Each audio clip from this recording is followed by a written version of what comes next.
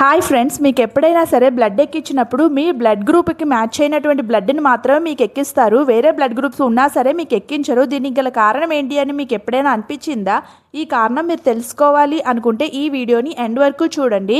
అయితే దీనికి గల కారణం ఏంటి అంటే మన బాడీలో బ్లడ్లోని ప్లాస్మా ఉంటుందండి. ఆ ప్లాస్మాలోని యాంటీబాడీస్ అనేవి ఉంటాయి. ఆ యాంటీబాడీసే వీటికి మెయిన్ రీజన్ అండి. ఈ యాంటీబాడీస్ ఎలా పనిచేస్తాయి అంటే ప్రతి శరీరంలో కూడా ఒక రక్షక భటుల్లాగా పనిచేస్తాయి. ఎక్కడి నుంచి అయినా సరే బయట నుంచి ఏదైనా వేరే ఫారెన్ పార్టికల్ అనేది వచ్చింది అంటే మన బాడీలోకి వెంటనే ఇవి అలర్ట్ అయిపోయి వాటి దగ్గరికి వెళ్ళి వాటితో ఫైట్ చేస్తాయండి. అలాగే ఇప్పుడు బ్లడ్ని మనం ఎక్కించినప్పుడు కూడా ఏ బ్లడ్ గ్రూప్లోని వచ్చేసి యాంటీజెన్ ఏ ఉంటుంది, యాంటీబాడీ వచ్చేసి బి ఉంటుంది, అంటే యాంటీ బి అన్నమాట. ఈ యాంటీ బి యాంటీబాడీ ఏం చేస్తుందంటే ఇప్పుడు ఏ పర్సన్కి బి బ్లడ్ గ్రూప్ని మనం ఎక్కించినట్లయితే ఈ యాంటీ బి యాంటీబాడీస్ వెళ్ళి ఆ బి బ్లడ్తోని ఫైట్ చేసేసి ఆ బ్లడ్ని బ్రేక్ డౌన్ చేసేసి ఫైనల్గా ఆ మనిషి చనిపోవడానికి కూడా దారితీస్తాయండి. అందుకోసమే బ్లడ్ గ్రూప్ని మనకి స్పెసిఫిక్గా ఎంచి మన బ్లడ్కి మ్యాచ్ అయినట్టుగా ఉంటే మాత్రమే మనకి ఎక్కిస్తారు.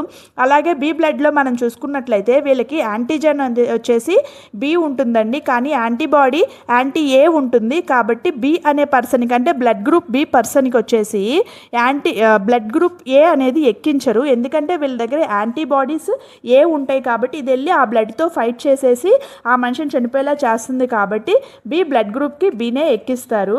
అలాగే ఏబి బ్లడ్ గ్రూప్ని వచ్చేసి యూనివర్సల్ యాక్సెప్టర్స్ అనేసి అంటారు. ఎందుకంటే వీళ్ళ దగ్గర వీళ్ళ ప్లాస్మాలో ఎలాంటి యాంటీబాడీస్ ఉండవు కాబట్టి వీళ్ళు ఏ ఫైట్ చేయలేదు కాబట్టి వీళ్ళు ఏ బ్లడ్ అయినా సరే ఈజీగా తీసుకోవచ్చు. అలాగే బ్లడ్ గ్రూప్ ఓని మనం కానీ గమనించినట్లయితే అందులో ఏ యాంటీజెన్స్ అనేవి ఉండవు. అందువల్ల వాళ్ళు ఎలాంటి బ్లడ్ గ్రూప్ వాళ్ళకైనా సరే బ్లడ్ని డొనేట్ చేయొచ్చు.